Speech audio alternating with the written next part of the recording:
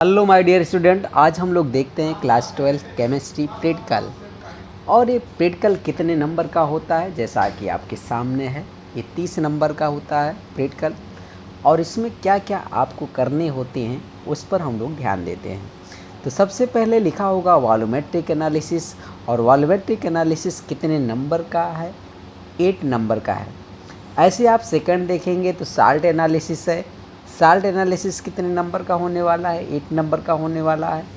Content based experiment कितने number का होने वाला है? 6 नंबर का होता है। और प्रोजेक्ट वर्क मेरा कितने नंबर का होगा? 4। क्लास रिकॉर्ड एंड वाइवा कितने नंबर का होगा? 4। तो टोटल कितने नंबर का प्रैक्टिकल होने वाला है? 30 नंबर का। मतलब 30 नंबर आपको प्रैक्टिकल में मिलना है। तो हम लोग चलिए बात करते हैं वॉल्यूमेट्रिक एनालिसिस। ये जो वॉल्यूमेट्रिक एनालिसिस का प्रैक्टिकल है, ये फिजिकल केमिस्ट्री का पार्ट होता है। आज हम लोग इसी के बारे में बात करेंगे और एक प्रैक्टिकल कैसे कॉपी में लिखा जाता है उसको लिख करके आपको दिखाया जाएगा। ठीक है। तो वॉल्यूमेट्रिक एनालिसिस में जो आपके पास है वो सिलेबस में आपके पास 2 कंपाउंड हैं। एक तो मोहर साल्ट है और दूसरा है ऑक्सैलिक एसिड।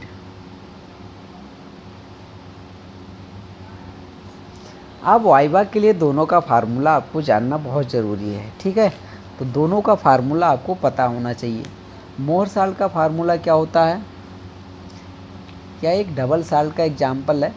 तो यहाँ पर जैसा देख रहे हैं कि FeSO4, याद कर लीजिएगा इसको, NH4 का whole twice SO4 into 6H2O, ये है मोहर साल्ट का formula. Oxalic acid hydrated use किया जाता है। तो ऑक्सैलिक एसिड में 2 कार्बोक्सिलिक एसिड ग्रुप होते हैं प्लस इसके साथ 2 वाटर मॉलिक्यूल लगे होते हैं। ठीक है। तो ये ऑक्सैलिक एसिड का फार्मूला है। अब ये 2 कंपाउंड हैं, इनका आपको किसी मोलरिटी का सॉल्यूशन बनाना होता है। और ये जो सॉल्यूशन आप बनाते हैं किसी भी मोलरिटी का, तो आज हम लोग देखेंगे M/25 मोलरिटी का सॉल्यूशन कैसे बनाया जाएगा और मोहर साल्ट की बात किया जाएगा यहाँ पर। और इसके हेल्प से आपके पास एक केमिनोफोर सॉल्यूशन दिया जाता है। केमिनोफोर सॉल्यूशन दिया जाता है, इसकी मोलरिटी आपको बताना होता है। मोलरिटी एंड स्ट्रेंथ बताना होता है। तो आज के प्रैक्टिकल में हम लोग मोहर साल्ट का किसके साथ देखेंगे? मोहर साल्ट सॉल्यूशन का टाइट्रेशन किसके साथ करवाने वाले हैं? केमिनोफोर सॉल्यूशन के साथ। तो ये जो मोहर साल्ट का सॉल्यूशन आप बनाएंगे, कैसे बनाया जाएगा M/25 मोलरिटी का, वो अभी तो हम लोग देखने वाले हैं। तो ये सॉल्यूशन जो आप बनाएंगे ना, इसकी मोलरिटी आपको पता होगा, तो इसे नॉन सॉल्यूशन बोला जाएगा। और इसी को आप स्टैंडर्ड सॉल्यूशन बोलते हैं। स्टैंडर्ड, मैं एक वीडियो में सॉल्यूशन कैसे बनाया जाएगा उसके बारे में डिटेल जानकारी दूंगा। यहाँ पर थोड़ा सा हम लोग कैसे लिखते हैं कॉपी में, इसके बारे में बात करेंगे। तो एक सॉल्यूशन आपके पास नॉन सॉल्यूशन हो गया, और केमिनोफोर जो दिया जाएगा इसे आप अननोन सॉल्यूशन बोलेंगे। मतलब इसका कंसंट्रेशन आपको पता नहीं है। तो एक सॉल्यूशन मेरे पास सॉल्यूशन 1 मान लो, दूसरा आपके पास सॉल्यूशन 2 है। तो जो आप बनाते हो उसका कंसंट्रेशन आपको पता होता है, उसकी मोलरिटी पता होती है, तो आप स्टैंडर्ड सॉल्यूशन बोलोगे। अच्छा, दूसरा जो आपको केमिनोफोर दिया जाता है, इसकी मोलरिटी नहीं पता होती है, तो इस मतलब इसका कंसंट्रेशन नहीं पता होता है। तो अब बात देखिएगा, एक का कंसंट्रेशन पता है जो आपने बनाया, दूसरे का कंसंट्रेशन नहीं पता है। तो जिसका कंसंट्रेशन पता का है उसकी हेल्प से इसका कंसंट्रेशन पता करना टाइट्रेशन कहलाता है। क्या कहलाता है? टाइट्रेशन कहलाता है। ठीक है। तो हम लोग इसे देखेंगे और इसके बीच रिएक्शन कैसा होने वाला है, रेडॉक्स रिएक्शन होने वाला है, मतलब रेडॉक्स टाइट्रेशन होने वाला है। तो टाइट्रेशन क्या होता है, दो सॉल्यूशन होता है, एक सॉल्यूशन का कंसंट्रेशन पता होता है, दूसरे का हम लोग कंसंट्रेशन पता करते हैं, वो जो प्रोसेस होता है ना उसे टाइट्रेशन बोलते हैं। तो चलिए देखते हैं अब हम लोग यहाँ पर कैसे लिखा जाता है ये देखते हैं। आप देखिए यहाँ पर तो एक एक्सपेरिमेंट लिखा होगा, एक्सपेरिमेंट यहाँ पर होने वाला है। एम सबसे पहले आपको लिखना है टू प्रिपेयर M/25, ठीक है, सॉल्यूशन ऑफ मोहर साल्ट फेरस अमोनियम सल्फेट, जिसे आप बोलते हैं ferrous ammonium sulphate. Using this solution find out the molarity and strength of given KMnO4 solution. जो मैंने अभी बताया आपको मोहर साल्ट का M/20 मोलरिटी का सॉल्यूशन बनाना है।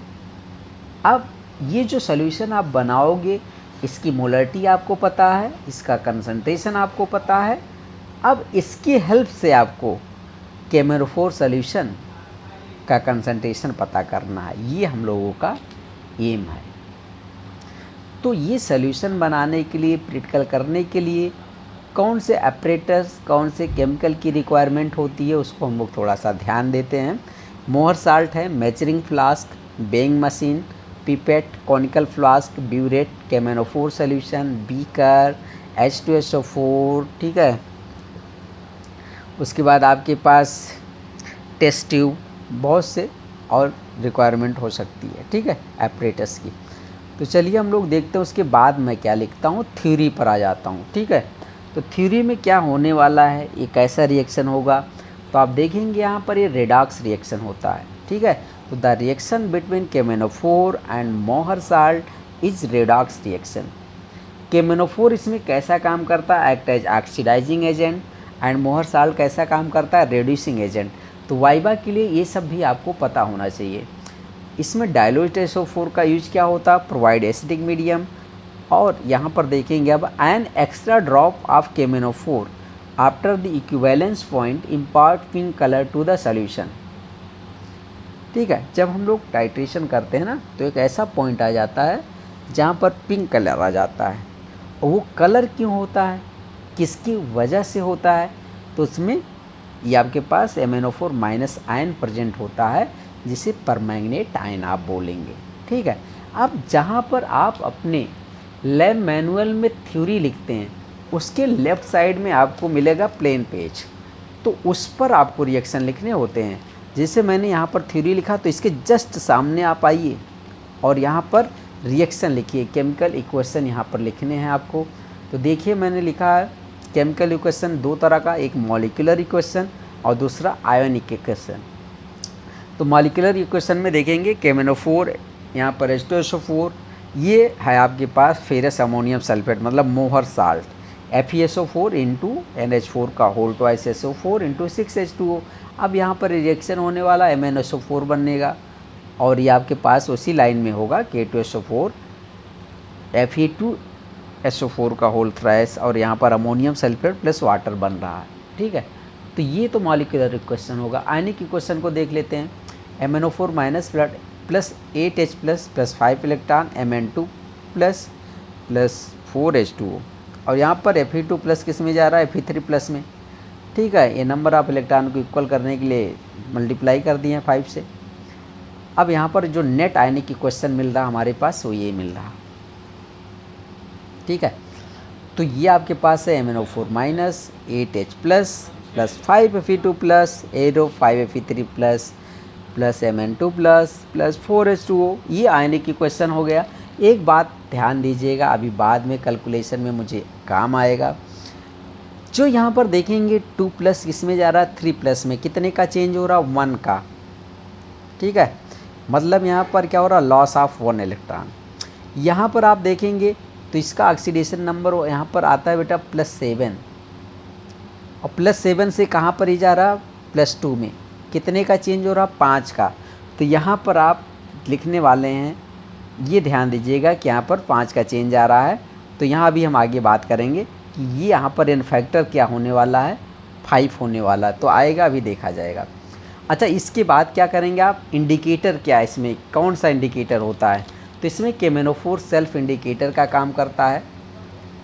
और इंड पॉइंट, हाँ इंड पॉइंट आप ध्यान दीजिएगा, कलरलेस टू लाइट पिंक, ठीक है, कलरलेस से क्या हो जाएगा, लाइट पिंक। जब आप टाइट्रेशन करेंगे ना, तो जैसे जैसे ड्रॉप बाय ड्रॉप आप जो केमेनोफोर आप कॉनिकल फ्लास्क में गिराते हैं ना, तो कलर तो गायब होता रहता है, लेकिन ऐसा एक पॉइंट आएगा, मतलब कलर गायब होगा, कलरलेस होता रहता है, लेकिन जब आपने ऐसा एक पॉइंट आता है जिस पर आप जैसे एक ड्रॉप केमेनोफोर उसमें आप ऐड करोगे तो पिंक कलर आ जाएगा, तो वही आपका एंड पॉइंट होने वाला है और वही ब्यूरेट की रीडिंग लिया जाता है।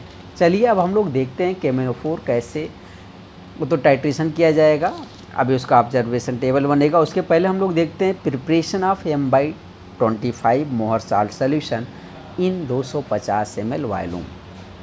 अब ये आई बात कि कैसे हम लोग मोहर साल्ट सोल्यूशन प्रिपेयर करें, कितना ग्राम मोहर साल्ट बेट किया जाए कि M/25 मोलरिटी का सोल्यूशन बन जाए। तो चलिए देखते हैं।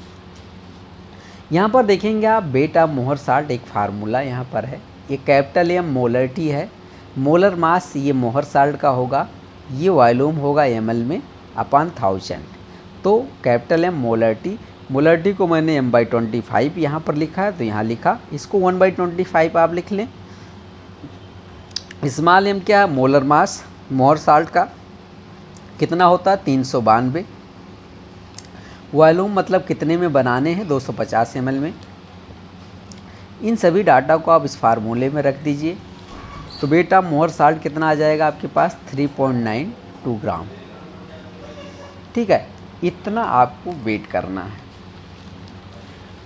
अब ये क्या करते हैं हम लोग, इसको जब वेट कर लेते हैं तो एक मेजरिंग फ्लास्क होता है, ठीक है, मेजरिंग फ्लास्क में फनल की हेल्प से आप इसे ट्रांसफ़र करेंगे, जो भी आपने यहाँ पर कितना वेट किया, 3.92 ग्राम, यहाँ ट्रांसफ़र कर देंगे। यहाँ पर एक निशान होगा और इस पर लिखा रहता है मेजरिंग फ्लास्क पर 250 ml। इसको ट्रांसफ़र करने के बाद थोड़ा सा इसमें हम लोग H2SO4 ऐड कर देंगे जिससे डिजॉल्व हो जाए, और उसके बाद वाटर से हम लोग यहाँ तक फिल कर देंगे। ये मेरा 250 ml का सॉल्यूशन तैयार हो गया, जिसका मुझे मोलरिटी पता है। इसकी मोलरिटी कितना है, M/25 मतलब 1/25। तो चलिए ये सॉल्यूशन आपने बना लिया, इसी को बोलेंगे आप स्टैंडर्ड सॉल्यूशन, जिसका कंसंट्रेशन आपको पता है, ठीक है। दूसरा आपके पास ब्यूरेट में होगा। ब्यूरेट में आप क्या रखते हैं, केमेनोफोर, यहाँ पर केमेनोफोर रखेंगे, ठीक है। केमेनोफोर रखने के बाद, ठीक है, अब इसको आप पिपेट एक आपके पास होगा, पिपेट लेंगे। यहाँ पर जो मैं लिखा हूँ तो 25 ml का पिपेट लिया हूँ, ये पिपेट हो जाएगा। पिपेट से आप एक कॉनिकल फ्लास्क लेने वाले हैं, ठीक है, कॉनिकल फ्लास्क। अब इस कॉनिकल फ्लास्क में इसको 25 ml लेना है, पिपेट से 25 ml इसमें ऐड करोगे। डाइल्यूट H2SO4 भी 25 ml आपको लेने हैं। इसमें ऐड करने के बाद यहाँ ले जा कर के टाइट्रेशन करना, ठीक है। तो चलिए देखते हैं, ये आपके पास सॉल्यूशन बन चुका है। अब प्रोसीजर क्या है ये देख लो, क्या क्या करना होगा। बाकी सॉल्यूशन कैसे बनाया जाता है ये तो हम लोगों एक दूसरे वीडियो में डिटेल में इसको हम लोग देखते हैं। पहले प्रोसीजर देखते हैं क्या। अब देखिए लिखा है ना, 25 ml मोहर साल्ट को निकालो। कहाँ से निकालो, मेजरिंग फ्लास्क से। किसके द्वारा निकालोगे, पिपेट से। किस में डालोगे, कॉनिकल फ्लास्क में। उसे 25 ml डाइल्यूट H2SO4 भी आपको ऐड करना है, पहला काम ये करोगे। केमेनोफोर सॉल्यूशन आप किस में भरोगे, ब्यूरेट में। अब केमेनोफोर जैसे आपने उसमें भरा तो उसकी रीडिंग को नोट करोगे, ठीक है। रीडिंग नोट कर लिया, इनिशियल रीडिंग जिसे बोलेंगे। ये सब अभी ऑब्जर्वेशन टेबल में मुझे भरने के लिए रिक्वायरमेंट होगी। अब उसके बाद देखोगे नाउ ऐड केमेनोफोर सोल्यूशन इनटू टाइट्रेशन फ्लास्क, मतलब अब केमेनोफोर सोल्यूशन को आप कॉनिकल फ्लास्क में ऐड करोगे, ठीक है, और उसके सेक करोगे। तो उसके बाद जब आप ऐसा करते जाएंगे तो ऐसा आ जाएगा, एक पिंक कलर आपको मिलेगा। देखिए पिंक कलर ऑब्टेन होने वाला है। Note the final reading of the burette, तो जहाँ पर आपको पिंक कलर मिल जाए वो रीडिंग नोट कर लो ब्यूरेट की। Repeat the titration till 3 concordant reading are obtained, ये रिपीट करते रहिए प्रोसेस और 3 बार आपको रीडिंग लेना है, 3 बार पिंक कलर आना है, ठीक है। एक बार पिंक कलर आ जाए तो सोल्यूशन को आप हटा दीजिए, फिर से आप 25 ml लीजिए मोहर साल्ट, 25 ml डाइल्यूट H2SO4, फिर उसके बाद आप वही करिए, केमेनोफोर ड्रॉप बाय ड्रॉप के आते जाइए और पिंक कलर जब तक ना आ जाए। तो ये प्रोसेस आपको 3 टाइम करने हैं। अब एक बात ध्यान दीजिएगा, ये जहाँ पर प्रोसीजर आपने लिखा अपनी फाइल में, उसके लेफ़्ट साइड में आपको मिलेगा प्लेन पेज। तो ये आपके पास ऑब्जर्वेशन टेबल प्लेन पेज पर बनाना है, ठीक है। तो यहाँ पर आप देखेंगे मैं यहाँ पर बनाया हूँ, ब्यूरेट रीडिंग यहाँ पर लिखा, वॉल्यूम ऑफ केमेनोफोर यूज्ड ml में। यहाँ पर देखिए एक कॉलम बना होगा, initial reading ml, final reading ml। Initial reading यहाँ पर 0 मैंने ले लिया है। फाइनल रीडिंग एक बार जब हम लोग टाइट्रेशन कर रहे थे तो 10.8 आया, यहाँ फिर 10.8 आया, ठीक है। फिर दोबारा ऐसे 3 बार मैंने रिपीट किया, उसमें से 2 रीडिंग सेम आ गया, तो जो 2 सेम आती है ना उसी को कॉन्कॉर्डेंट रीडिंग आप मानेंगे। अब चलिए कैलकुलेशन वाले पार्ट पर हम लोग आते हैं। फार्मूला कौन सा यूज कर रहे हैं ये ध्यान दीजिए। N1 यहाँ पर है, देखिए N1 M1 B1 ये किसका, केमेनोफोर वाले पार्ट का, ये सब कुछ कहानी है। राइट साइड में आप देखो मैं लिखा हूँ N2 M2 B2 मोहर साल्ट की कहानी है। अब मैंने लिखा ना N1 = 5 फॉर केमेनोफोर, केमेनोफोर जो है ना उसके लिए N1 की वैल्यू मैंने लिख दिया कितना, 5।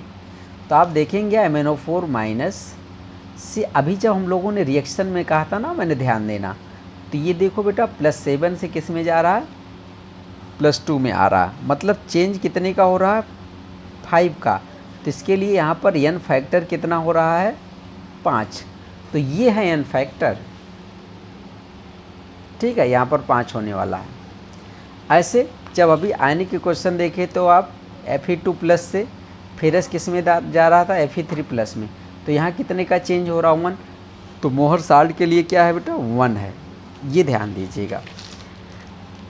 B1 मतलब ये वॉल्यूम आपने ब्यूरेट में रीडिंग कितना नोट किया, 10.4 ml।